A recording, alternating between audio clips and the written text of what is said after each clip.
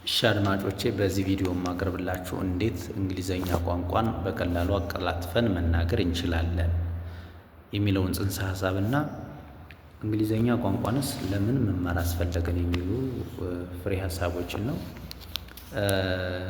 የመጀመሪያው እንግሊዘኛ ለምን መማር አስፈለገ የሚለውን ስናይ እንግሊዘኛ በዓለም አቀፍ ደረጃ የሚሰጥ ትምህርት ነው።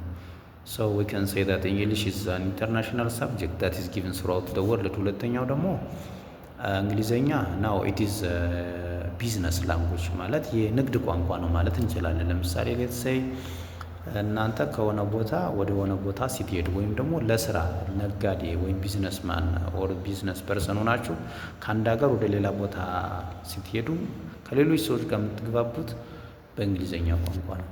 And the third one is English is the language of internet access ማለት ኢንተርኔት ላይ የሆኑ ሀሳቦችን ጉግል ስናደርግ እንግሊሽ can help us to search them። አራተኛው ደግሞ እንግሊዘኛ ቋንቋ ሰዎችን ሀብታም እንዲሆኑ ያግዛል፣ እንዲሁም ታዋቂ እንዲሆኑ ያግዛል። ለምሳሌ ፊልም አክተሮችን ማየት እንችላለን። ላይክ ሆሊውድ ፊልም አክተርስ they are famous and they are rich too። እንደ ይሄ ምንድነው አነቃቂ ንግግር የሚናገሩ ሰዎችን ወይም ፓብሊክ ስፒከር ኦር ዋት ዊ ኮል ዘም ሞቲቬሽናል ስፒከር እነሱም በጣም ታዋቂ ናቸው፣ እንደ ሀብታሞችም ናቸው። እየተከፈላቸው ነው ንግግር የሚያደርጉት። ሶ ኢፍ ዩ አር ዋይዝ ዩ አር ጎይንግ ቱ ቢ አድቫንቴጅስ አት እንግሊሽ ላንጉጅ።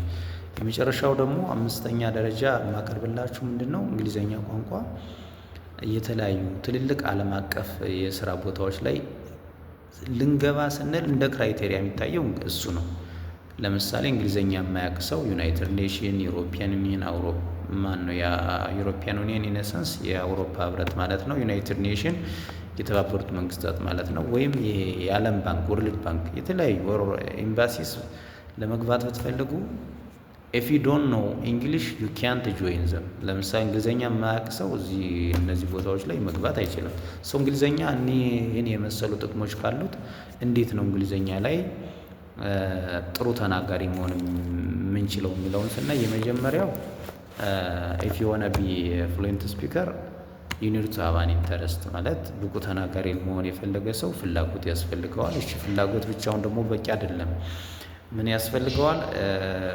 ዩ ኒድ ቱ ቢልድ አፕ አወር እንግሊሽ ቮካብላሪ ስኪል። ምንድን ነው በየቀኑ 2 ወይም 3 አዳዲስ ቃላትን ብናቅ በቀላሉ እንግሊዘኛ ማወቅ ወይም ደግሞ የእንግሊዘኛ ክህሎትን ከፍ ማድረግ እንችላለን ማለት ነው። ሶስተኛ ደረጃ ደግሞ ዊ ካን ዋች እንግሊሽ ሙቪስ ማለት እንግሊዘኛ ፊልሞችን ብናይ እሱም ሌላኛው መፍትሄ ነው ማለት ነው። አሁን አየን ቃላትን አወቅ እንዴን የሚጠበቅብን ስራ አለ። አሁን ምንድነው? ፕራክቲስ ነው። ፕራክቲስ ሜክስ አስ ፐርፌክት ይላሉ ሰዎች።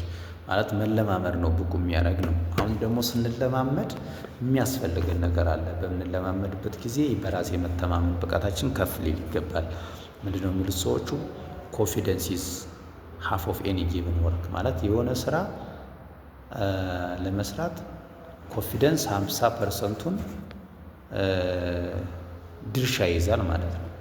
ለምሳሌ የሆነ ጥናት ላይ ነው ያየሁት ኮንፊደንስ ኢዝ ሃፍ ኦፍ ኤኒ ጊቨን ወርክ ካለ በኋላ ምንድነው የሚጠቅሰው? የኳስ ተጫዋቾች ፍጹም ቅጣት በሚያገኙበት ጊዜ ይልና የፈራ ሰው ኦር ፍራስትሬት ያደረገ ሰው ብዙ ጊዜ ፍጹም ቅጣቱን ማስቆጠር አይችልም ይላል። እኔም እስማማለሁ በዚህ ሀሳብ። ያልፈራ ሰው ግን በቀላሉ ብዙ ጊዜ ሲያስቆጥር እናያለን ይላል። ሶ ዩ ኒድ ቱ ቢልድ አፕ ዩር ኮንፊደንስ ኢፍ ዩ ዋና ቢ ፍሉዌንት አት እንግሊሽ። ሌላኛው ደግሞ አስተያየት መውሰድ። ከማን ነው የምንወስደው? ከጓደኛ ወር ከአስተማሪ ወይም ደግሞ ከቤተሰብ። ምንድን ነው የሚለው? ዴር ኢዝ አ ኮት ዋት ኢዝ ሴይድ